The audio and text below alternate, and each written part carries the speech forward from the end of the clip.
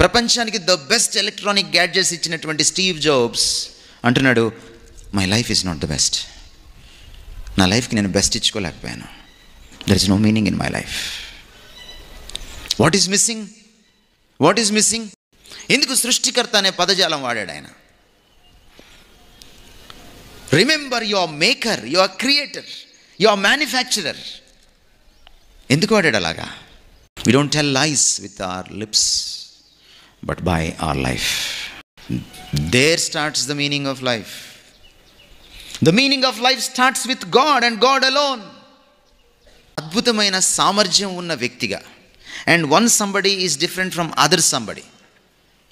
Here ఇక్కడ కూర్చున్న వాళ్ళు ఎవరు కూడా నోబడి, చాతకానివాడు, అసలు ఏమీ లేనివాడు, పూర్తిగా చెత్త అయినవాడు లేనే లేడు. దేవుడు అలా సృష్టించాడు మనిషిని. ప్రతి యువకుడు, ప్రతి యువతి ఒక పొటెన్షియల్, ఒక మహాశక్తి, ఓ మహాయుక్తి. కానీ సోలమన్ ఒక డేంజర్ ఉందని చెప్తున్నాడు. ఒకవేళ మీరు దేవుణ్ణి కానీ పక్కన పెడితే దిస్ సంబడి నోబడి అయిపోతుంది. You become nothing. ఎంత నథింగ్ అవుతారంటే మీరు, యు బికమ్ నథింగ్. ఇంకా అందులోంచి తీసుకోవడానికి ఏమీ ఉండదు. మీరు బ్రతుకుతారు, మీకు ఉద్యోగాలు కూడా వస్తాయి, మీకు పెళ్ళిళ్ళు అవుతాయి, మీరు కార్లో కూడా తిరుగుతారు, మీరు అమెరికా కూడా వెళ్ళొచ్చు. బట్ నీ జీవితం నథింగ్ అయిపోతుంది. చివరిలో కూర్చొని నేనేం సాధించాను అని అనుకుంటే నథింగ్. స్టీవ్ జాబ్స్, మీరు ఇంటర్నెట్లోకి వెళ్ళి చూడండి, చనిపోయేటప్పుడు బాధపడింది అదే స్టీవ్ జాబ్స్. నేను అనుకున్నాను డబ్బు ప్రధానం అని అనుకున్నాను నా జీవితంలో, కీర్తి ప్రధానం అనుకున్నాను నా జీవితంలో, అందరికంటే విషయాన్ని చాలా డిఫరెంట్గా ప్రజెంట్ చేయాలనుకున్నాను. నేను ద బెస్ట్ చూపించాలి ప్రపంచానికి అనుకున్నాను. కాబట్టి కీర్తి, డబ్బు, ఎక్సలెన్స్ ఇవి జీవితంలో ప్రధానం అని నేను అనుకున్నాను. కానీ ఈరోజు క్యాన్సర్ వ్యాధితో బాధపడుతూ ఈ మంచం మీద కూర్చొని నాకు ఓ విషయం అర్థమైంది, ఇవి కాదు ప్రాముఖ్యం. జీవితంలో డబ్బుకి మించింది, ఖ్యాతికి మించింది, ఎక్సలెన్స్కి మించింది ఉంది. వీటన్నిటిని నేను ఇప్పుడు తీసుకొని వెళ్ళలేకపోతున్నాను. అవన్నీ కూడా నాకు సంతోషాన్ని ఇవ్వలేకపోయాయి. I regret about my life. Apple phone మీరు పట్టుకుంటే, యాపిల్ ఐప్యాడ్ మీరు పట్టుకుంటే, యాపిల్ ప్రోడక్ట్స్ మీరు పట్టుకుంటే, the best in the world, the best. ప్రపంచానికి ద బెస్ట్ ఎలక్ట్రానిక్ గ్యాడ్జెట్స్ ఇచ్చినటువంటి స్టీవ్ జాబ్స్ అంటున్నాడు, my life is not the best. నా లైఫ్కి నేను బెస్ట్ ఇచ్చుకోలేకపోయాను. There is no meaning in my life. What is missing? What is missing? జీవితానికి ఏది అర్థాన్ని ఇస్తుందో ఆ కీలకమైన విషయమే మిస్ అయిపోయింది. And that is God.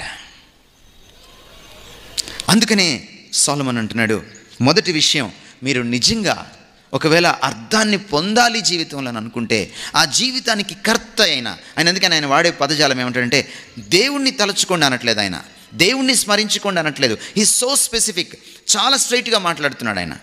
నీ సృష్టికర్తను స్మరించుకో. ఎందుకు సృష్టికర్త అనే పదజాలం వాడాడు ఆయన? Remember your maker, your creator, your manufacturer. ఎందుకు వాడాడు అలాగా? ఎందుకంటే జీవితానికి కర్త దేవుడు అని గుర్తు చేయడానికి వాడాడు. జీవితానికి కర్త అయినవాడు, రచయిత అయినవాడు, జీవితానికి మూలమైన వాడిని నువ్వు తలచుకోకపోతే, ఆయన ఎరుకలో నువ్వు బ్రతకకపోతే జీవితానికి అర్థం దొరకదు కదా. మనిషి సెల్ ఫోన్ని తయారు చేసుకున్నాడు, మానవుడే దీని సృష్టికర్త. కానీ సెల్ ఫోన్ అలిగి నేను నీ చేతుల్లో ఉండను అని ప్రపంచంలో సెల్ ఫోన్స్ అన్నీ మనిషి మీద అలిగాయి అనుకోండి, ఏమవుతాయి సెల్ ఫోన్స్? ఏమవుతాయి సెల్ ఫోన్స్? పనికిమాలినవి అవుతాయి, ఉపయోగానికి రావు. వీటన్నిటిని తీసుకెళ్ళి స్క్రాప్ వేసుకోవాలి, ఇనుప కొట్లో వేసుకోవాలి. అక్కడ కూడా పనికి వస్తే లేదో తెలియదు, ఎందుకంటే దీంట్లో అంతా ఇనుము ఉండదు, ప్లాస్టిక్, సిలికాన్ ఉంటుంది. అక్కడ కూడా పనికిరాదు. తూకానికి కూడా కనీసం ఒక పప్పు చెక్క కూడా ఎవరు ఇదేస్తే, పప్పు చెక్క కంటే హీనమైపోద్ది నీ జీవితం. ఒక సృష్టింపబడిన వస్తువు సృష్టికర్త చేతిలో ఉన్నప్పుడే అది పనికొస్తుంది. Please remember this principle. నా అంతటి నేనేదో సాధించేస్తాను, నా అంతటి నేనేదో చేసేస్తాను, నాకు మీనింగ్ వచ్చేస్తుంది అని నువ్వు అనుకుంటే అది చాలా పొరపాటు, చాలా పొరపాటు. అది జరిగే పని కానే కాదు. అందుకనే సొలొమన్ అంటున్నాడు, రిమెంబర్ యువర్ క్రియేటర్. ఆయన నొక్కి చెప్తున్నాడు, సృష్టికర్తను స్మరణకు తెచ్చుకో. ఏమిటి స్మరణకు తెచ్చుకోవడం అంటే? స్మరణకు తెచ్చుకోవడం అంటే ఏంటి? ఆయనను దృష్టిలో పెట్టుకుని జీవించాలి, ఆయన ఎరుకలో కాన్షియస్నెస్లో జీవించాలి. ఆయనే నీ జీవితానికి మూలమనే విషయాన్ని, ఆ సత్యాన్ని మరిచిపోకుండా ఆ సత్యపు వెలుగులో నీ జీవితాన్ని సరిచేసుకోవాలి. స్మరణకు తెచ్చుకోవడం అంటే ఏంటి అంటే మర్చిపోయావన్నమాట already. It presupposes that you forgot God. మనుషులు దేన్నైనా మర్చిపోతారు లేదో తెలియదు, కానీ బాధను కూడా మర్చిపోవడం కష్టమే. కానీ దేవుణ్ణి మాత్రం చాలా సునాయాసంగా మర్చిపోతారు. స్టూడెంట్స్కి దేవుడు ఎప్పుడు బాగా గుర్తొస్తాడు?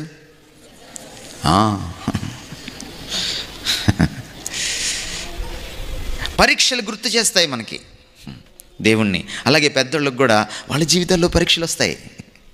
ఆ జీవితంలో పరీక్ష వాళ్ళకి దేవుణ్ణి గుర్తు చేస్తుంటుంది చాలాసార్లు. కానీ సొలొమన్ ఏమంటున్నాడంటే, బాబు జీవితంలో దేవుణ్ణి గుర్తు చేసుకునే పద్ధతి అది కాదు. ఈరోజు అట్ యావరేజ్ సగటు భారతీయుడిని, సగటు మనిషిని ప్రపంచంలో తీసుకుంటే మనకి దేవుడు గుర్తు లేడు. 24 గంటల్లో, వారానికి 7 రోజుల్లో, సంవత్సరానికి 365 రోజుల్లో మనకి దేవుడు ఎంతసేపు గుర్తుంటాడు? ఒకసారి మిమ్మల్ని మీరు ప్రశ్నించుకోండి. జీవితంలో అర్థం లేకపోవడానికి కారణం ఏంటంటే దేవుణ్ణి మర్చిపోవడమే.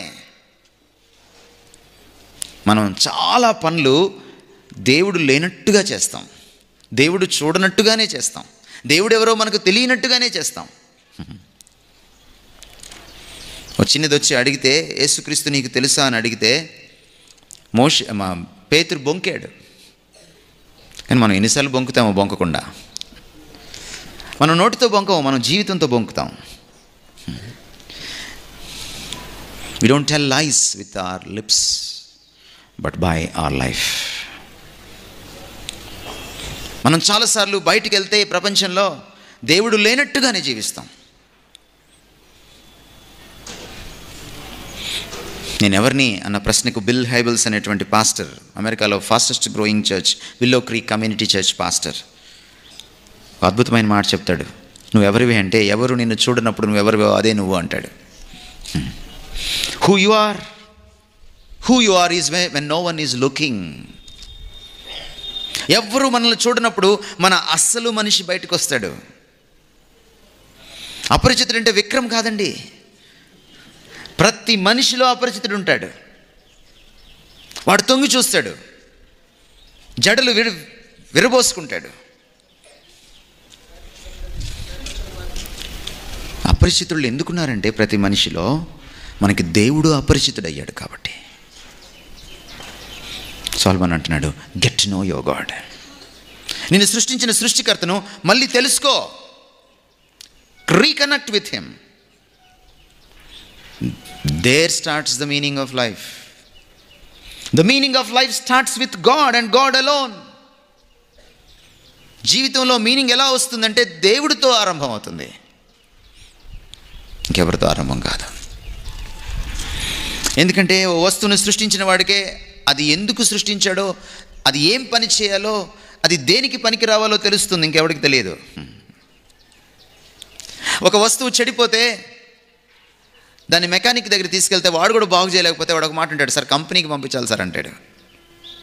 ఎందుకంటాడు ఆ మాట? కంపెనీలో మ్యానుఫ్యాక్చరర్ ఉంటాడు, సృష్టికర్త ఉంటాడు.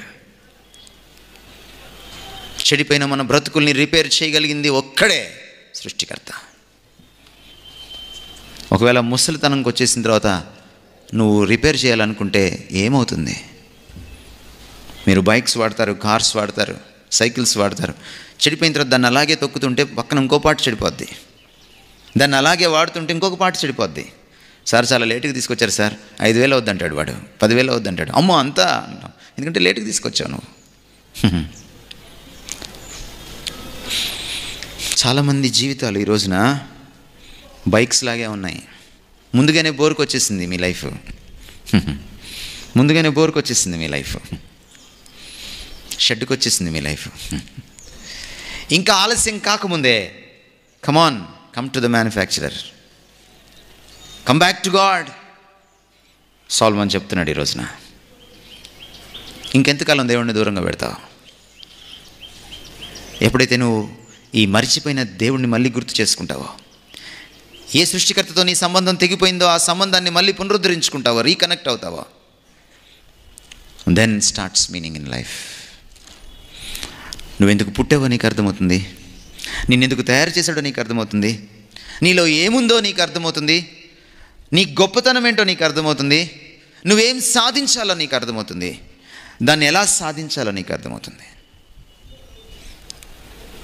when you know your life giver, when you know the author of your life, నీ జీవితానికి మూలమైన వాడిని, కర్త అయిన వాడిని నువ్వు తెలుసుకున్నప్పుడు. అందుకనే ప్రత్యేకించి యువతకు రాస్తున్నాడు, నీవు ఇంకా యవ్వన దశలో ఉండంగానే నీ దేవుడితో కనెక్ట్ అవ్వు. ఎందుకంటే మీనింగ్ ఆయనతోటి స్టార్ట్ అవుతుంది. This is the first thing that you should do. చాలాసార్లు మనం అనుకుంటాం, ఎందుకు ఇలా చేయాలి, ఏంటి దేవుడితో సమస్య ఏంటి, దేవుడు లేకపోతే నేను ఎందుకు సాధించలేను. ఎస్, చాలా సాధించలేము మనం. చాలాసార్లు యువకులకి ఈరోజు ప్రాబ్లం ఏంటి, they are at crossroads. వాళ్ళు 4 రోడ్ల చౌరస్తాల నుంచొని వాళ్ళు ఏం చేయాలో వాళ్ళకి అర్థం కావట్లా. ఏంటి వాళ్ళ చౌరస్తా? చదువుకు సంబంధించిన చౌరస్తా, కెరియర్కి సంబంధించిన చౌరస్తా, అంతకు మించి జీవిత భాగస్వామికి సంబంధించిన చౌరస్తా, ప్రేమాయణానికి పెళ్లికి సంబంధించిన చౌరస్తా. సాధారణంగా ఆ చౌరస్తాలో నుంచుంటే 4 రోడ్లు కనపడతాయి. కానీ మనకి 4 రోడ్లలో 4 అమ్మాయిలు కనపడుతున్నారు. ఎటు పోవాలో తెలీదు. ఒకసారికి ఒకవైపే చూడగలవు, ఒకేసారి 2 వైపులు చూడలేవు. 2 చెంపలు పగిలిపోతాయి. ఈరోజు ఇక్కడ కూర్చున్న వాళ్ళలో సగం మంది ఆ ప్రాబ్లంలోనే ఉన్నారు.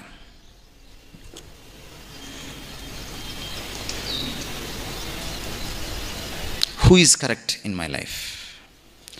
లవ్ ఎట్ ఫస్ట్ సైట్ అనేది చాలా పెద్ద అబద్ధం ఈ ప్రపంచంలో. అద్దం ముందు నుంచొని నిన్ను నువ్వు చూసుకో, నీకు నువ్వు అర్థమైతే ఒట్టు. నీకు ఎదురుగా కనబడే ఒక అమ్మాయి ఎట్ట అర్థమవుతుంది? ప్రతి అమ్మాయి ఒక అందాల రాక్షసి. ముందు అందం కనపడుతుంది, దగ్గరికి వెళ్ళిన తర్వాత రాక్షసి కనపడుతుంది. You can't estimate. పెళ్లి చూపుల్లో ఎంత మోసం, ఎంత మర్యాద కూర్చుంటుంది, ఎంత తలంచుకుంటుంది. ఎందుకంటే ఆ తర్వాత అంతా తలంచుకోవాల్సింది నువ్వే. You can't estimate. ఒక ఉద్యోగాన్ని, ఒక భవిష్యత్తును, ఒక అమ్మాయిని, ఒక అబ్బాయిని, నీ జీవిత భాగస్వామిని నువ్వు ఏమాత్రం క్యాలిక్యులేట్ చేయలేవు. నువ్వు ఎప్పుడు పప్పులోనే కాలేస్తావు. అది కూడా చల్లపప్పులో, వేడిపప్పులో కాదు. వేడిపప్పులో కాలేసిన తెలుస్తుంది కనీసం. నువ్వు తప్పులో ఉన్నావు అన్న సంగతి కూడా నీకు తెలియదు. దానికి కారణం ఏంటంటే నువ్వు నీ దేవుణ్ణి మర్చిపోయావు. దేవుడు ఒక కొలమానం, దేవుడు ఒక వెలుగు.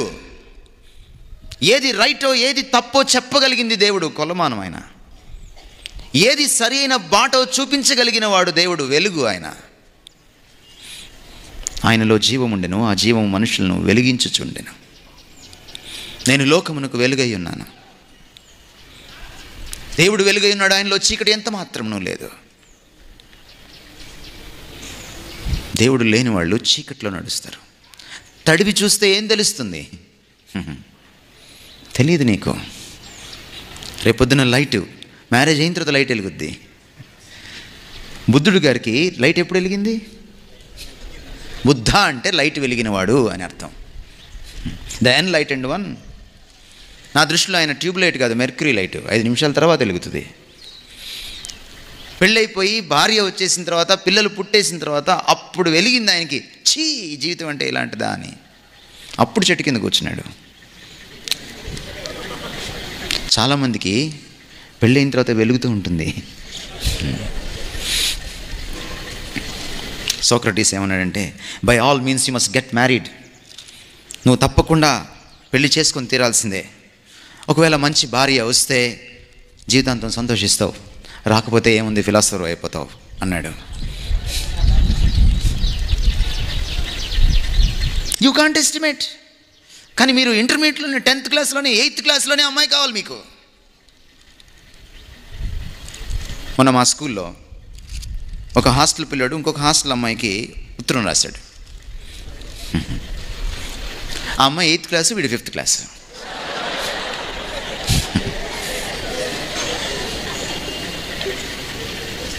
ఏం తెలుసని ఇద్దరిని డిస్మిస్ చేసి ఇంటికి పంపించేశారు. You don't know anything. అందుకనే ఈరోజు మీరు ఏం చేస్తున్నారంటే, చేతులు కాల్చుకొని ఆ తర్వాత ఆకులు పట్టుకుంటున్నారు, ఆ తర్వాత కౌన్సిలింగ్కి వస్తున్నారు మీరు. సాల్మన్ అంటున్నాడు, నీ జీవితం ఇంకా కాలిపోకముందే దేవుణ్ణి పట్టుకో. కాలిపోయిన తర్వాత ఆకు పట్టుకుంటే ఏం వస్తుంది? Remember your creator. అందుకే దేవుడు కావాలి నీ బాల్య దినములందే. ఎందుకంటే బైబిల్కి బాగా తెలుసు, బాల్య దినంలోనే నువ్వు లవ్ లెటర్ రాస్తావని. నువ్వెంత గనుడువో బైబిల్కి బాగా తెలుసు. నువ్వెంత చాలునో బైబిల్కి బాగా తెలుసు. అందుకని బైబిల్ చెప్తుంది, right now while you are still in your youth. దేవుణ్ణి తెలుసుకున్నప్పుడు నాకు నేను అర్థమవుతాను.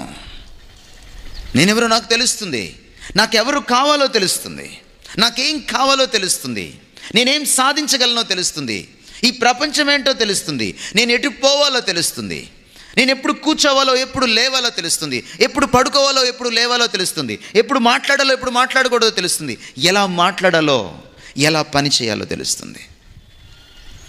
ఎందుకంటే దేవుడు నిన్ను తన పోలికలో చేసుకున్నాడు. That's the key. దేవుడు అర్థం కాకుండా పోలిక అర్థం కాదు. ఎప్పుడైనా మీరు లేకుండా ఫోటో తీయించుకున్నారా? మీరు లేకుండా ఫోటో తీయించుకున్న సందర్భం ఎప్పుడైనా చూసారా మీరు? అరే నేను రావట్లేదు కానీ నా ఫోటో కొంచెం తీసి హాల్ టికెట్లో అతికించరా. Can you say that? Object లేకుండా ఫోటో లేదు, దేవుడు లేకుండా ఇమేజ్ లేదు. దేవుడు అర్థమైతేనే ఇమేజ్ అర్థమవుతుంది, దేవుడు అర్థమైతేనే మనిషికి మనిషి అర్థమవుతాడు. That's the reason. మీకు ఇంకా జీవితం చాలా ఉండంగానే మీరు మీ దేవుణ్ణి జ్ఞాపకం చేసుకోవాలి. ఇది నీకు మేలు, దేవుడికి కాదు. చాలాసార్లు దేవుణ్ణి తలుచుకోవడం వల్ల, దేవుణ్ణి పూజించడం వల్ల ఆయనకేదో వచ్చేస్తుందని మనం అనుకుంటాం. No no no. ఇది నీ కోసం, నీ చదువు కోసం, నీ పెళ్లి కోసం, నీ భవిష్యత్తు కోసం, నీ తృప్తి కోసం, నీ గుండెల్లో ఆనందం కోసం, నీ జీవితంలో నిండుదనం కోసం, నీ జీవితంలో అర్థం కోసం, మీనింగ్ కోసం. ద సెకండ్ థింగ్ సోలమన్ చెప్తుంది ఏంటంటే, remove evil from you, from your heart.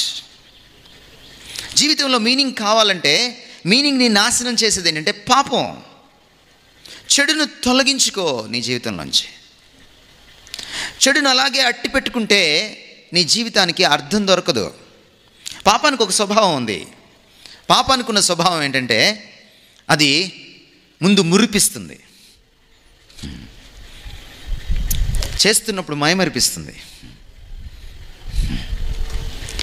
చేసిన తర్వాత మెరిపిస్తుంది, చుక్కలు కనపడతాయి. యూనో, నేనేనా కూడా చెప్పాను, sin fascinates but then it assassinates. చేసేటప్పుడు పాపం చాలా సుందరంగా ఆకర్షణీయంగా ఉంటుంది. చేసిన తర్వాత పాపపు నీసు పోదు. మీరెంతన్నా కడిగి చూడండి, పోతుంది. Guilt pops up always in your heart. Guilt, దాని నుంచి నువ్వు తప్పించుకోలేవు. షేక్స్పియర్ ఒక అద్భుతమైన కథ రాస్తాడు, మ్యాక్బెత్. ఎవరైనా ఇంగ్లీష్ చదివిన వాళ్ళు ఉంటే వాళ్ళకి తెలుస్తుంది. ఒక స్త్రీ రాజును చంపేస్తుంది, కాన్స్పిరసీ, కుట్ర పన్ని. చంపేసిన తర్వాత ఆ రాజ్యాన్ని దోచుకోవడానికి ప్రయత్నం చేసిన తర్వాత ఒక్కొక్క పర్యవసానం ఎదురవుతూ ఉంటుంది వాళ్ళకి. చివరికి వాళ్ళు ఏ పరిస్థితిలోకి వెళ్ళిపోతారంటే, ఆమె తన చేతుల్ని చూసుకుని, చేతులు కడుక్కొని శుభ్రంగానే ఉంటాయి చేతులు, కానీ దాని మీద ఆమెకు రాజుగారి రక్తం కనపడతా ఉంటుంది కొన్ని సంవత్సరాలు అయిపోయిన తర్వాత కూడా. ఒక అద్భుతమైన మాట రాస్తాడు షేక్స్పియర్ మ్యాక్బెత్ అనే స్టోరీలో. గిల్ట్ గురించి అద్భుతంగా ప్రజెంట్ చేస్తాడు ఆ ఒక్క లైన్లో. ఆయన అంటాడు, అరేబియాలో ఉన్నటువంటి ఈ ప్రపంచంలో సుగంధ ద్రవ్యాలకు, పర్ఫ్యూమ్కి, సెంట్కి famous Arabia. The best scent దొరుకుతుంది అరేబియాలో. అరేబియాలో ఉన్నటువంటి సెంట్ అంతా తీసుకొచ్చి ఆమె చేతుల మీద పోస్తే కూడా ఆ వాసన పోదట. రాజుగారిని చంపేసిన ఆ వాసన, ఆ రక్తపు వాసన. Guilt is like that. పాపం చేసి చూడండి, చాలా సులభం. పాపాన్ని మర్చిపోయి చూడండి, చాలా కష్టం. అది కళ్ళ ముందు కనపడుతూనే ఉంటుంది. పెళ్ళి కాకముందే నువ్వు సెక్స్లోకి వెళ్ళిపోతావు, పెళ్ళి అయిపోయిన తర్వాత నీకు కళ్ళ ముందు కనపడుతూ ఉంటుంది. Every time when you look at your wife, every time when you look at your husband. Solomon అంటున్నాడు, నీ జీవితంలో సంతోషాన్ని చంపేసేది ఏంటంటే గిల్ట్, పాపం తెచ్చిన పర్యవసానం. పాపం చాలా క్రూరమైంది. అది ఎంత అందమైందో అంత క్రూరమైంది. అది నిన్ను పట్టుకుని నాశనం చేస్తుంది. నీ రెక్కలు విరిచి కట్టేస్తుంది. నిన్ను చిత్రహింసలు పెడుతుంది. You can't forget your sin. You can't forget your sin.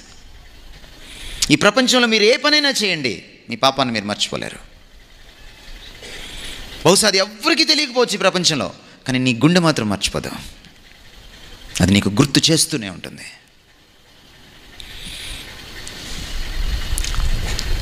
మన పాపమే ఎదుటి వాళ్ళని అనుమానించేలా చేస్తుంది చాలాసార్లు. డాక్టర్ రవి జకరియాస్ ఒక అద్భుతమైన ఇలస్ట్రేషన్ చెప్తాడు. ఒక చిన్న పిల్లడు, ఒక చిన్న పిల్ల, ఇద్దరు ఫ్రెండ్స్, బిలో 5th క్లాస్, ఎదురెదురు ఇల్లు. రోజు ఆడుకుంటారు సాయంత్రం స్కూల్ నుంచి రాగానే. చాలా మంచి ఫ్రెండ్స్ వాళ్ళిద్దరు. ఒక రోజున వీడి దగ్గర ఉన్నటువంటి రంగురంగుల గోళీలు తీసుకొని వెళ్ళి అమ్మాయికి చూపిస్తాడు. చాలాసేపు ఆడుకుంటారు. ఇంకో రోజున అమ్మాయి వాళ్ళ నాన్నగారు ఇంపోర్టెడ్ స్వీట్స్, చాక్లెట్స్ అన్నీ తీసుకొచ్చి వాడికి ఇస్తూ ఉంటుంది. తింటూ ఉంటారు ఇద్దరు. వీడికి చాక్లెట్స్ అంటే చాలా ఇష్టం.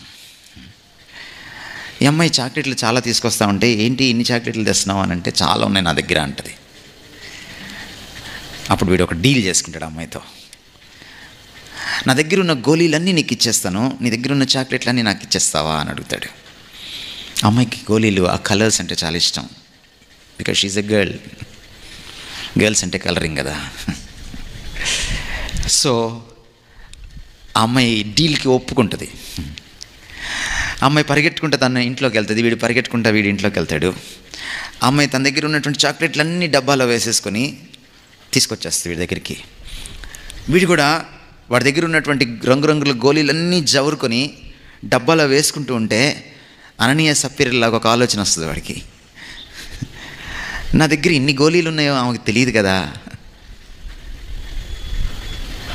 అని కొన్ని గోళీలు తీసి దిండు కింద దాచిపెట్టేసి కొన్ని గోళీలే తీసుకుని డబ్బాలో వేసుకొని డబ్బా మూత పెట్టేసి వాడు కూడా బయటకు వస్తాడు ఇంట్లో నుంచి. అమ్మాయి ఎదురు చూస్తూ ఉంటుంది చాక్లెట్లన్నీ పట్టుకొని. అమ్మాయి అమాయకంగా చాక్లెట్లన్నీ ఇచ్చేస్తుంది. వీడు గోళీలు ఇస్తూ ఉంటాడు, నా గోళీలన్నీ ఇచ్చేసాను అంటాడు. సరే, రాత్రి అయిపోతుంది, అలిసిపోతారు, అన్నం తినేసి పడుకుంటారు. రాత్రి అమ్మాయి గుర్రు పెట్టి నిద్రపోతూ ఉంటుంది, వీడికి నిద్ర పట్టదు. వీడి మనసులో ఒక ఆలోచన, ఓ అనుమానం, అమ్మాయి చాక్లెట్లన్నీ ఇచ్చిందా?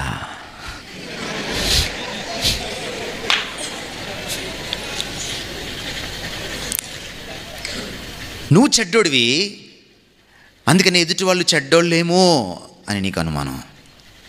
నీకు చాలామంది గర్ల్ ఫ్రెండ్స్ ఉన్నారు, అందుకనే ఆ అమ్మాయి ఎవరితో మాట్లాడినా బాయ్ ఫ్రెండే అనిపిస్తుంది నీకు. గిల్ట్. నువ్వు చేసిన తప్పు నిన్ను వెంటాడుతుంది, నీ సంబంధాలని చెడిపేస్తుంది, అనుమానాన్ని తీసుకొస్తుంది నీ సంబంధాల్లోకి. అందుకనే సొలొమన్ మరొక సూచన చేస్తున్నాడు, తీసివేయి నీ జీవితంలోంచి చెడును, నీ జీవితంలోంచి పాపాన్ని తొలగించుకో, అప్పుడు వ్యాకులం తొలగిపోతుంది.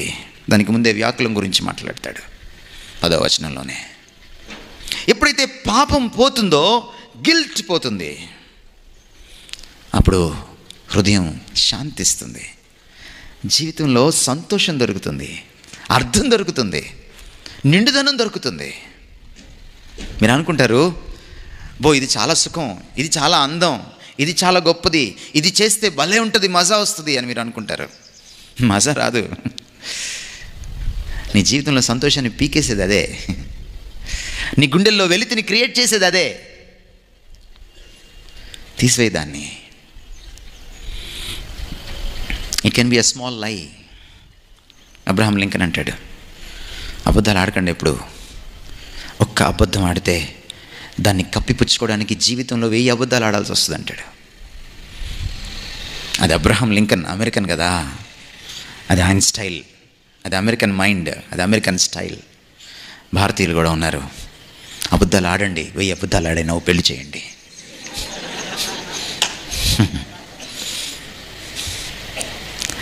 ఆ దేశాల్ని ఈ పుస్తకం ప్రభావితం చేసింది. మన దేశాన్ని చాలా పుస్తకాలు ప్రభావితం చేశాయి, కానీ అబద్ధం నుంచి బయటికి తీసుకురాలేకపోయాయి. ఈరోజు అందరూ అబద్ధం ఆడతారు. మీ చిన్నప్పుడు అమ్మా నాన్నలు మీతో అబద్ధం చెప్తారు. పక్కనున్న మీ అక్క మీద ఓ చెయ్యేసి దానిపైన మళ్ళీ ఇంకో చెయ్యేసి కొట్టి అక్కని కొట్టేసానని అబద్ధం చెప్తారు. పెద్దయ్యాక మీరు అమ్మా నాన్నకి అబద్ధం చెప్తారు, వాళ్ళు నేర్పించిన అబద్ధమే కదా. రాజకీయ నాయకులు అబద్ధం ఆడతారు, గవర్నమెంట్ ఆఫీసర్స్ అబద్ధం ఆడతారు, లేట్కి వచ్చిన టీచర్ అబద్ధం ఆడుతుంది. కానీ అబద్ధం ఆడుతున్నప్పుడల్లా నువ్వు కళ్ళల్లోకి చూడలేవు. కళ్ళల్లోకి కళ్ళు పెట్టి చూడవు, ఎందుకంటే అబద్ధం. నీ జీవితం అబద్ధం. అందుకని నువ్వు కళ్ళల్లోకి కళ్ళు పెట్టి చూడలేకపోతున్నావు. That's the reason. నీ జీవితం అంతా కపటం. ఒకవేళ ఈరోజు నిజాయితీగా కపటం నుంచి ఎలా బయటికి రావాలి, వేషధారం నుంచి ఎలా బయటికి రావాలి, అబద్ధం నుంచి ఎలా బయటికి రావాలి, నువ్వు అబద్ధికుడు అని ఒప్పుకుంటే నిజంగా దేవుడు నిన్ను నిజాయితీపరుడుగా చేస్తాడు. నిజాయితీ ఎలా వస్తుందంటే నీలో ఉన్న అవినీతిని నిజాయితీతో ఒప్పుకున్నప్పుడు, నీలో ఉన్న పాపాన్ని నిజాయితీతో నువ్వు బయటేసుకున్నప్పుడు, దేవుడి పాదాల దగ్గర వేసినప్పుడు. హృదయశుద్ధి గలవారు ధన్యులు, వాళ్ళు దేవుని చూస్తారంటే ఎవరి హార్ట్ ప్యూర్గా లేదు. ఏ హృదయశుద్ధి కోరుతున్నాడంటే ఆయన, నా హృదయానికి శుద్ధి లేదు ప్రభువా అని నువ్వు శుద్ధంగా ఒప్పుకోగలిగితే అప్పుడు దేవుడు నిన్ను కనికరిస్తాడు, తను కనపరుచుకుంటాడు. The pure at heart means honesty, frankness. ఈరోజు అంత ఆనెస్టీ నీకుంటే దేవుడు నీ జీవితాన్ని మార్చివేస్తాడు. సొలొమన్ చెప్తున్నాడు, నీ పాపాన్ని కప్పిపుచ్చుకోవద్దు, దేవుడి దగ్గర తీసుకురా, remove it. By the way, మీకు మాట చెప్పాలి, నీ పాపాన్ని నువ్వు తీసేసుకోలేవు, నీ పాపాన్ని నువ్వు తీసేసుకోలేవు. పాపాన్నే కాదు, పాపం వల్ల వచ్చిన గిల్ట్ని కూడా నువ్వు సప్రెస్ చేసుకోలేవు. అది ప్రతిసారి నీకు చూపిస్తానే ఉంటుంది, ఇదిగో నువ్వు పలానా కదా. కొన్నిసార్లు కొంతమందిని విమర్శిస్తూ ఉంటే మన దేశంలో సామెత ఉంది, ఒకడి వైపు 1 వేలు చూపిస్తే నీ వైపు 4 వేళ్ళు ఉంటాయి. లోపల ఓ స్వరం నీతో మాట్లాడుతుంది, ఏంటి నువ్వు కూడా అదే కదా, ఏంటి అలా అంటున్నావు? ఓ స్వరం నీతో నువ్వు ఆ స్వరం నోరు మూయలేవు. It's not possible. Martin Luther తను క్యాథలిక్ మాంక్గా ఉండి పోపుని ఎదిరించి, ఆ రోజుల్లో మతం రాజ్యం కలిసిపోయి ఉన్నాయి, బోత్ స్టేట్ అండ్ రిలీజన్ కలిసిపోయి ఉన్నాయి. పోప్ ఎంత చెప్తే అదే చట్టం, పోప్ మాట రాజు కాదనడు. అటువంటి రోజుల్లో రాజ్యాధికారాన్ని, ప్రపంచాన్ని పరిపాలిస్తున్నటువంటి రాజ్యాధికారాన్ని అతను ఎదిరించడానికి పూనుకున్నాడు. ఎంత ఎదిరించాడంటే ఒక్కడిగా నిలబడి ఎదిరించాడు. అలాంటి పరిస్థితుల్లో ఓ రోజున మార్టిన్ లూథర్కి ఒక కల కనపడింది. అపవాది వచ్చి ఆయన పాపాలన్నీ గోడ మీద రాస్తున్నాడు, మార్టిన్ లూథర్ చేసిన పాపాలన్నీ. పోపును తప్పిపట్టేవాడు అంతటోడుగా నువ్వు, ఇదిగోరా నువ్వు నీ పాపాలు చూడు, నీ చిట్టా చూడు. మార్టిన్ లూథర్ దేవుడి వైపు చూస్తాడు. ఒక చెయ్యి వచ్చి ఎర్ర సిరాతో ఆ పాపాలన్నిటినీ కొట్టేస్తుంది. Friends, I want to tell you today, నీ పాపాన్ని తీసివేయాలన్నా, ఆ పాపపు నీసు వాసనని తీసివేయాలన్నా, నీసు వాసన కాదు, నీసు గ్యాప్ వాసన, ఆ పాపపు నీసుని తీసివేయాలన్నా కూడా it is only the blood of Jesus Christ. ఎందుకంటే ఆయన సిలువలో పాపరహితంగా చనిపోయాడు, ఆయనలో పాపం లేదు. నీ గతాన్ని రూపుమాపగలిగిన వాడు ఒక్కడే ఈ ప్రపంచంలో, దట్ ఈస్ జీసస్. ఎందుకంటే ఆయనలో కించిత్ పాపం ఆలోచనల్లో సైతం లేదు. పాపరహితుడు మాత్రమే పాపాన్ని కడగగలడు, పాపానికి పరిహారం చెల్లించగలడు, పాపం నుంచి నిన్ను విడిపించగలడు. జీవితంలో మీనింగ్ ఎలా వస్తుంది? When you get rid of sin. నీ హృదయం నుంచి, నీ శరీరం నుంచి పాపాన్ని తొలగించుకున్నప్పుడు. దీనికోసం నువ్వు ఒక నూకాలమ్మ దగ్గర, తలుపులమ్మ దగ్గర, మైసమ్మ దగ్గర నించుని కొరడాలతో కొట్టుకోనక్కర్లేదు. 40 దినాలు మాలేసుకొని ఉపవాసం ఉండక్కర్లేదు. దీనికోసం నిన్ను బాధించుకోనక్కర్లేదు. నీకోసం ఆయన ఆల్రెడీ బాధింపబడ్డాడు సిలువ పైన. This is a free gift. This is a free gift. తీసుకోవాల్సింది నువ్వు. గిఫ్ట్ని తిరస్కరించవచ్చు, గిఫ్ట్ని యాక్సెప్ట్ చేయొచ్చు. ఎవరు గిఫ్ట్ని బలవంతంగా, ఎవరు ఎంత ప్రేమతో గిఫ్ట్ని ఇస్తారో అంత ప్రేమతో దాన్ని తీసుకుంటేనే గౌరవం, అది గిఫ్ట్ అవుతుంది. దేవుడు ఎంత ప్రేమమయ్యాడంటే, నీ పాపం నుంచి నువ్వు బయటేసుకోలేనప్పుడు, అది నీ జీవితంలో ఉన్న సంతోషాన్ని పీకేసినప్పుడు, నీ జీవితాన్ని పండగ చేసుకోవాలనుకుని దాన్ని నువ్వు దండగ చేసుకుంటున్నప్పుడు, మళ్ళీ నీ జీవితాన్ని నువ్వు పండగ చేసుకోవాలని, ఎంజాయ్ చేయాలని ఏదైతే అడ్డుపడుతుందో దాన్ని తీసివేయడానికి దాన్నంతా తన మీద వేసుకుని సిలువలో నీకోసం రక్తం కార్చాడు, శిక్ష చెల్లించాడు. బలి అంటే మీకు బాగా తెలుసు. క్లాస్లో ఒకడు తప్పు చేస్తాడు, ఇంకోటి మీద పడుతుంది, టీచర్ వచ్చి వాడిని కొడుతుంది. అప్పుడు మనం బయటకు వచ్చిన తర్వాత అంటాం, ఈడు బలిరా అంటాం. అంటే ఇంకోటి చేసిన తప్పుకి ఈడు బలైపోయాడు అని. యేసుక్రీస్తు వారు నువ్వు చేసిన తప్పుకి ఏనాడో బలైపోయాడు. వేరేవాడు అమాయకంగా బలయ్యాడు, ఆయన కావాలని బలయ్యాడు నిన్ను విడిపించడం కోసం. గుండెల్లోంచి ఎలా తీసేసుకుంటాం, జీవితంలోంచి ఎలా తీసేసుకుంటాం చెడుగును. తీసేసుకుంటే కానీ జీవితానికి అర్థం రాదని సొలొమోను చెప్తున్నాడు. ద థర్డ్ థింగ్ సొలొమోను చెప్తున్న మాట ఏంటంటే, కీప్ హిస్ కమాండ్మెంట్స్. విధేయత చూపించు దేవుడికి. మానవ కోటికి ఇదే విధి, విద్యార్థి లోకానికి ఇదే విధి. యువతి యువకులకు ఇది విధి. This is your duty youngsters అని చెప్తున్నాడు. ఎందుకు ఇది విధి? మరో మార్గం లేదు, ఇక వేరే మార్గం లేదు. ఇంకా మీరు ఒక పల్లెటూరులో హెల్డప్ అయిపోయారు అనుకోండి, బంద్, ఆటోలు లేవు, బస్సులు లేవు, కారులు లేవు, ఓ ఎద్దుబండి వెళ్తుంటే ఏం చేస్తారు మీరు? ఆకలేసేస్తూ ఉంటుంది. ఏం చేస్తారు మీరు? ఎక్కి కూర్చుంటారు. అప్పుడు దాకా సిటీలో అపాచీ బైక్ వేసుకొని కట్టుకొట్టిన నువ్వు ఎద్దుబండి ఎక్కి కూర్చోవాలి. అదేమో తొందరగా పోదు. పోనీ నీకొచ్చా ఎద్దుల్ని తోలడం? రాదు.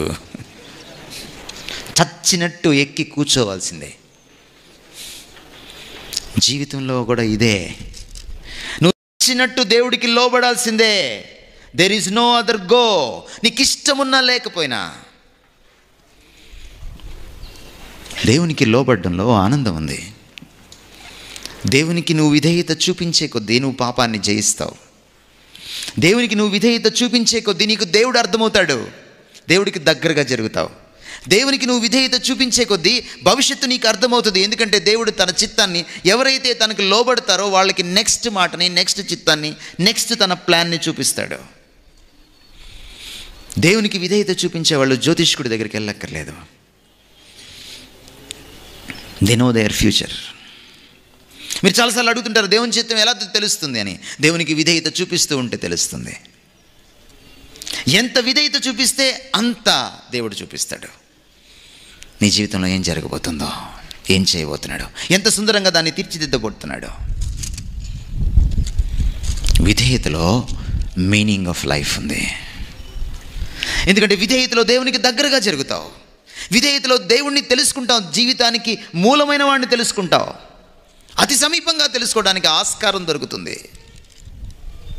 విధేయతలో నీ భవిష్యత్ ఏంటో దేవుడు తన చిత్తంలో నీకు చూపిస్తూ వెళ్తాడు. నీ గతాన్నే కాదు, నీ ప్రస్తుతానే కాదు, నీ భవిష్యత్తును కూడా నువ్వు అర్థం చేసుకోవడానికి విధేయతలో ఆస్కారం ఉంది. అందుకనే 3వ సూచన చేస్తున్నాడు, ఒబే గాడ్. నీ జీవితంలో మీనింగ్ కావాలా? Obey God. సామెతల గ్రంథం 3వ అధ్యాయం 5, 6 వచనాల్లో ఒక మాట ఉంది.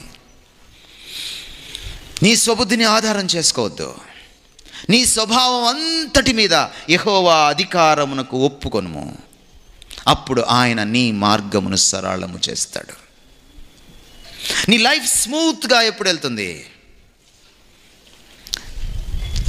నీ స్వభావం వద్దు, సొంత పైత్యం వద్దు, సొంత ఆలోచనలు వద్దు, నాకంతా తెలుసు అనుకోవద్దు, నీకు ఏది తోచితే అది చెయ్యొద్దు. ఒకని మార్గం వాడికి మంచిగా తోస్తుంది, కానీ అది మరణానికి నడిపిస్తుంది. నీకు అర్థమైనా అర్థం కాకపోయినా ఒబే గాడ్. దేవుడు ఏదైనా చెప్తే ఒబే గాడ్. ప్రతిరోజు నువ్వు బైబిల్ చదువుకుంటున్నప్పుడు దేవుడు ఒక చిన్న మాట చెప్తాడు నీకు, ఒబే. విధేయత చూపించు. చూడు నీ లైఫ్లో ఎంత మీనింగ్ ఉంటుందో. ఎస్, అది కష్టం. ఈ ప్రపంచంలో అత్యంత కష్టమైన విషయాల్లో ఒకటి ఏంటంటే దేవుడికి తల ఒగ్గడం, దేవునికి విధేయత చూపించడం. ఎందుకంటే ఆయన చిత్తము చాలాసార్లు నీ చిత్తానికి వ్యతిరేకంగా ఉంటుంది. ఆయన ఇష్టం చాలాసార్లు నీ ఇష్టానికి వ్యతిరేకంగా ఉంటుంది. Yet there is goodness in it.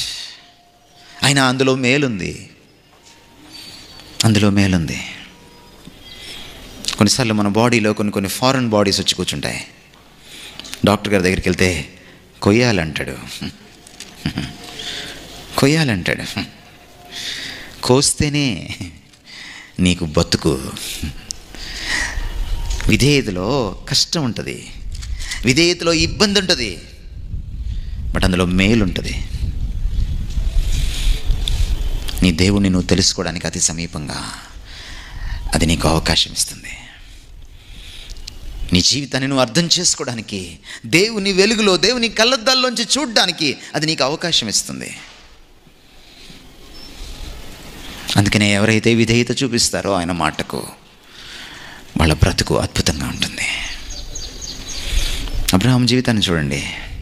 నది అవతల ఆయన వినాయక చవితి రోజు బొమ్మలు అమ్ముకుంటూ కృష్ణాష్టమి రోజు బొమ్మలు అమ్ముకుంటూ, అద్భుతమైన దేవుళ్ళ బొమ్మలు చేసుకుంటూ కూర్చొని ఉంటే, దేవుడు ఒకరోజు ఆ నది దగ్గర ఆయన తిరుగుతూ ఉంటే కనపడ్డాడు. అబ్రహాము, యువతలకు వస్తావా అని అడిగాడు. అబ్రహాంకి ఆ దేవుడు ఎవరో తెలియదు. అబ్రహాంకి ఆ దేవుడు ఎవరో చాలా కొత్త. మరి ఏమైందో తెలీదు. అందుకని విశ్వాసులకు తండ్రి అని పిలువబడ్డాడు. ఈరోజు 3 మతాల వాళ్ళు ఆయన్ని మా తండ్రి మా తండ్రి మా తండ్రి అని పిలుచుకుంటున్నారు. అబ్రహాం కోసం కొట్టుకుంటున్నారు, మా తండ్రి మా తండ్రి మా తండ్రి అని. మన జీవితాలను చూస్తే మా తండ్రే అనాల్సి వస్తుంది. ఏంటో నాకు ఒక మిస్టరీ అబ్రహాం జీవితాన్ని చూసినప్పుడు. How could he put such a faith in that unknown God? కానీ అబ్రహాం నది దాటి వచ్చేసాడు, మళ్ళీ వెనక్కి వెళ్ళలేదు. అబ్రహాం జీవితంలో మనం చూస్తే ఒక పాయింట్ వచ్చింది, ఆస్తి పంచుకోవాల్సి వచ్చింది. లోతు లోకం వైపు చూశాడు. అబ్రహాం అక్కడ నిలబడి, లోతు నీకేం కావాలి అని అడిగితే లోతుగా ఆలోచించాడు. ఇదే టైము. ఎస్, మగానంతా తీసుకున్నాడు. The best. అబ్రహాము ఈ భూమిని చూడట్లేదు, రియల్ ఎస్టేట్ చూడట్లేదు. ఆయన మనసులో దేవుడు తనకిచ్చిన వాగ్దానం, తన భవిష్యత్తు, దేవునికి విధేయత అదే కనపడుతుంది. మిగిలింది పెద్దనాన్న తీసుకున్నాడు. ఎవరైనా పెద్దోళ్ళు ముందు బెస్ట్ తీసుకొని చిన్నోళ్ళకి మిగిలింది ఇస్తారు. అబ్రహాము విధేయత. ఇంకో ఘట్టం వచ్చింది అబ్రహాం జీవితంలో, కొడుకుని చంపేసుకోవాల్సిన ఘట్టం. విధేయత చూపించాడు. ఈ రోజున అబ్రహాము చనిపోయాడు. అబ్రహాం లేడు ఈ రోజున. దాదాపు 2000 సంవత్సరాల క్రితం వాడు అబ్రహాము, క్రీస్తు పూర్వము. ఇక్కడి నుంచి లెక్కేసుకుంటే 4000 సంవత్సరాల క్రితం వాడు అబ్రహాము. 4000 సంవత్సరాలు అయిపోయింది, కానీ అబ్రహాం పేరు ఎవరు మర్చిపోలేదు. That's the beauty in obedience. ఎప్పుడైతే నువ్వు లోబడతావో దేవుడికి, you are not only a blessing to your generation, but you can be a blessing in the generations to come, in the nations to come. తరతరాలకు, దేశాలకు నువ్వు బ్లెస్సింగ్ అవుతావు. దేవునికి విధేయత చూపించడంలో ఉన్న గొప్పతనం ఇది. అలెగ్జాండర్ ఎంతమంది గుర్తున్నాడు? మన దేశంలో రక్తం కార్చి స్వాతంత్రం తీసుకొచ్చిన వాళ్ళు ఎంతమంది గుర్తున్నారు? బట్ అబ్రహామును మర్చిపోలేదు. That's a blessing. 4000 years. నాకు చెప్పండి, చరిత్రలో 4000 years క్రితం ఉన్న ఒక ఫిగర్ని, చరిత్ర చదివిన వాళ్ళు చెప్పండి నాకు. మీకు అందరికీ కామన్గా తెలిసిన ఒక ఫిగర్ని. Obedience can bless your life. Meaning comes through obedience. Let me close. 4వ విషయాన్ని చెప్తున్నాడు సొలొమన్ తన అనుభవ జ్ఞానాన్ని రంగరించి. జీవితంలో మీనింగ్ కావాలా నీకు? Yes, then you must do this 4th thing also. ఈ 4వ విషయం కూడా నువ్వు చేయాలి. ఏమిటి ఆయన 4వ విషయం ఏం చెప్తున్నాడు? Fear God. దేవునికి భయపడు. ఈ రోజుల్లో లేనిది ఏంటండి? అదే. పిన్నల్లో పెద్దల్లో లేనిదేంటి? అదే. ఈరోజు ఎందుకని చిన్నపిల్లలు పెద్దవాళ్ళకి భయపడట్లేదు? ఒక స్టూడెంట్ టీచర్కి ఎందుకు భయపడట్లేదు? ఒక నేరస్తుడు పోలీస్కి ఎందుకు భయపడట్లేదు? What is the reason? ఒక ఎంప్లాయీ బాస్కి ఎందుకు భయపడట్లేదు? భయం బొత్తిగా లేదు ఈరోజు మనకి. All positive fears starts with the fear of God.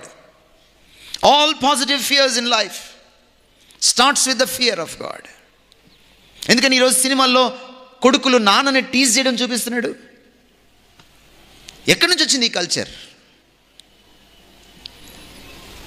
ఎందుకని ఈరోజు చిన్న పిల్లలు ఒక పెద్ద హీరోయిన్ని ఏడిపించడం, సెటర్లు వేయడం చూపిస్తున్నాడు సినిమాల్లో? ఎక్కడి నుంచి వచ్చింది ఈ కల్చర్?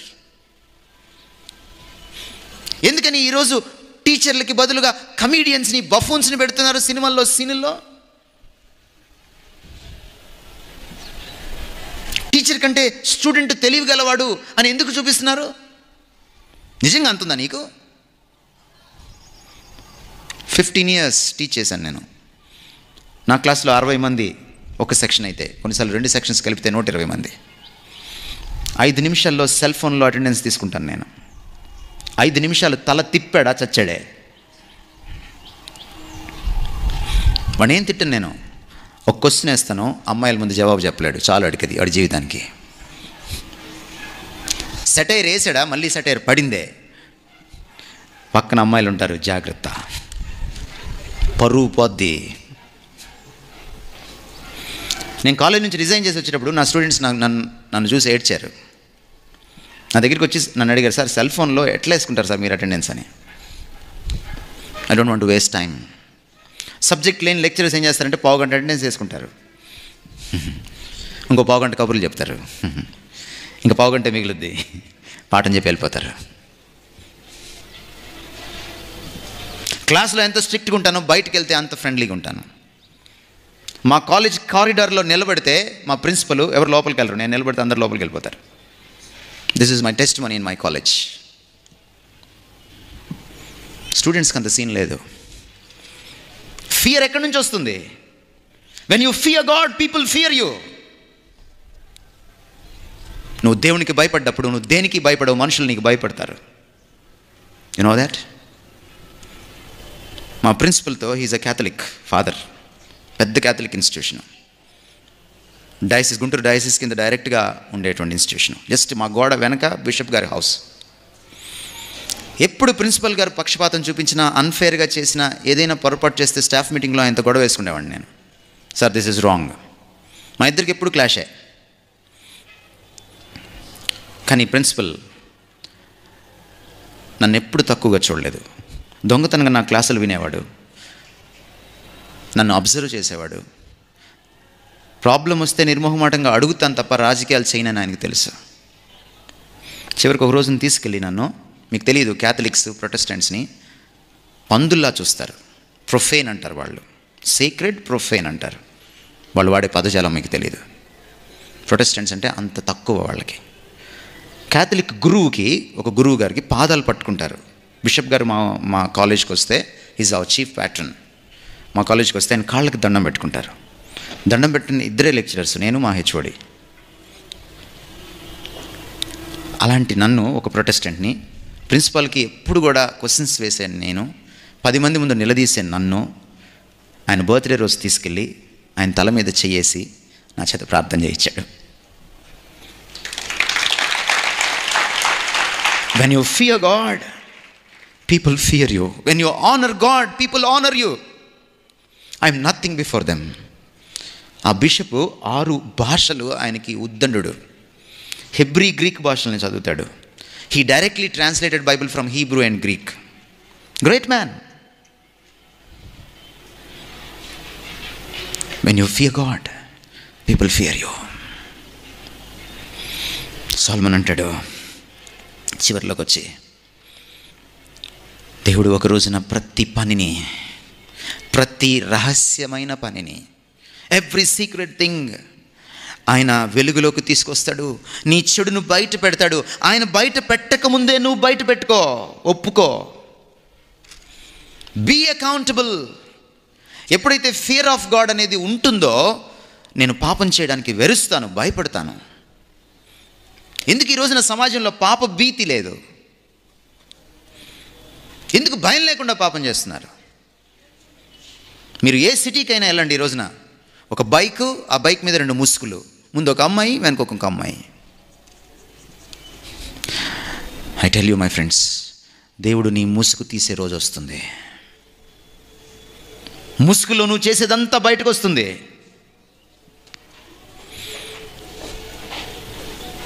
Fear God. పాప భీతి ఎక్కడుంటుందంటే దేవుని గురించిన భీతి ఉన్నప్పుడు వస్తుంది, అప్పుడే వస్తుంది. అందుకనే సొలొమన్ అంటాడు, ఎప్పుడైతే దేవునికి భయపడతామో జ్ఞానం వస్తుందట. జీవితాన్ని ఎలా చక్కదిద్దుకోవాలన్న జ్ఞానం వస్తుంది. యెహోవా యందు భయభక్తులు కలిగి ఉండుట జ్ఞానమునకు మూలము. లైఫ్ని ఎలాగ నేను టర్న్ చేసుకోవాలి, ఎప్పుడు ఏ పని చేయాలి, ఎవరిని పెళ్లి చేసుకోవాలి, ఏ జాబ్కి ఎప్పుడు అప్లై చేయాలి, దేనికి ఎలా ప్రిపేర్ అవ్వాలి, ఎగ్జామ్కి ఎలాంటి స్మార్ట్ వర్క్ చేయాలి. నాలెడ్జ్ లేకపోతే నశించిపోతాం. ఎక్కడి నుంచి వస్తుంది లైఫ్కి సంబంధించిన నాలెడ్జ్? సినిమాలు చూస్తే రాదు, ఇంటర్నెట్ చూస్తే రాదు, నీ ఫ్రెండ్స్ని అడిగితే తెలియదు, సీనియర్స్ని అడిగితే తెలియదు. యెహోవా యందు భయభక్తులు కలిగి ఉండుట. జీవితంలో ఒక సెన్స్ ఆఫ్ డైరెక్షన్ కావాలంటే, ఎప్పుడు ఏది ఎలా చేయాలో, ఎక్కడికి వెళ్ళాలో, ఏది సాధించాలో తెలియాలంటే you need wisdom, and that wisdom comes by the fear of God. అందుకనే అంటాడు, ద లాస్ట్ థింగ్, దేవునికి భయపడండి. జీవితం ఏంటో అర్థమవుతుంది, దాని అర్థం ఏంటో అర్థమవుతుంది, దాని పరమార్థం అర్థమవుతుంది. అర్థవంతమైన జీవితాన్వేషణ అక్కడ ముగుస్తుంది. Fear God. Let me close. ఒక ఆయన అద్భుతంగా ఫియర్ ఆఫ్ గాడ్ని నిర్వచించాడు. I forgot this man's name. ఆయన ఏమంటాడంటే, the fear of God is a continual awareness that you are in the holy presence of God, that your every word, thought and deed is open before him to his righteous judgment. దేవునికి భయపడ్డం అంటే ఏమిటంటే, ఒక పరమ పవిత్రుడైన పరిశుద్ధుడైనటువంటి, పాపాన్ని చూడలేనంత నిష్కలంకమైన కన్నులు కలిగినటువంటి దేవుని సన్నిధిలో నువ్వు ఎల్లప్పుడూ జీవిస్తున్నావన్న ఎరుక. నీ సన్నిధి నుంచి నేను ఎక్కడికి పారిపోదును అని కీర్తనకారుడు ఆక్రోశిస్తాడు 139వ దావీదు కీర్తనలో. ఫ్రెండ్స్, దేవుని జడ్జిమెంట్ నువ్వు తప్పించుకోలేవు. ఆయన సన్నిధి నుంచి, ఆయన కనుసన్నల నుంచి నువ్వు పారిపోలేవు. మన కంటికి ఒక విసినిటీ అనేది ఉంటుంది, కనుచూపు మేర అంటాం మనం. కొంత దూరం దాటితే కనపడదు మనకి. గాడ్స్ విసినిటీ నుంచి, ఆయన కనుచూపు మేర నుంచి నువ్వు తప్పించుకోలేవు. అది అనంతమైంది. You cannot escape God's presence and his sight. He looks at you. He knows every minute detail of your life. నీ ప్రతి రహస్యం ఆయనకు తెలుసు. అందుకనే దేవునికి భయపడడం అంటే ఏంటంటే, ఈ ఎరుకలోకి రావడం, దేవుడు నన్ను చూస్తున్నాడు, ఆయన సన్నిధి నుంచి నేను పారిపోలేను. నేను బాత్రూంలో ఉన్నా ఆయన నన్ను చూస్తాడు. నేను తలుపులు వేసుకొని చాటింగ్ చేస్తున్నా ఆయన నన్ను చూస్తాడు. నేను ఇంటర్నెట్ ముందు కూర్చొని బూతు బొమ్మలు చూస్తున్నప్పుడు కూడా ఆయన నన్ను చూస్తున్నాడు. నేను అమ్మాయిలతో ఫ్లర్ట్ చేస్తున్నప్పుడు ఒక గంట ముందు ఒకరికి ఫోన్ చేసి ఐ లవ్ యూ చెప్పి, ఇంకొక గంట ముందు ఫోన్ చేసి, గంట తర్వాత ఇంకొకరికి ఫోన్ చేసి ఐ లవ్ యూ చెప్తుంటే దేవుడు చూస్తున్నాడు. నువ్వు ఏ నెట్వర్క్లోనో ఉండు, ఆయన నెట్వర్క్ నేను ఫాలో అవుతూనే ఉంటుంది. This is true. నా ఆలోచన, నా మాట, నా చేష్ట అన్నిటినీ కూడా ఆయన తన పరిశుద్ధమైన తీర్పులోకి తీసుకువస్తాడు. You cannot escape God's judgment and his sight and his presence. అది ఫియర్ ఆఫ్ గాడ్ అంటే. Let me close with an anecdote. చాలా కాలం క్రితం గుంటూరులో జరిగిన ఒక సంఘటన. ఒక 5 ఒక అమ్మాయిని అనుభవించి రాత్రంతా, ఉదయాన్నే ఆమె చచ్చిపోయింది. ఆమె మూటగట్టి ఒక గోనెలో కుక్కి ఆ శవాన్ని గుంటూరు పొలిమేరల్లో పొలాల్లో వదిలేశారు. 4 రోజుల తర్వాత కుళ్ళు వాసన వస్తుంటే శవం ఉందని తెలిసింది. పోలీసులు ఆ శవాన్ని రికవర్ చేసుకున్నారు.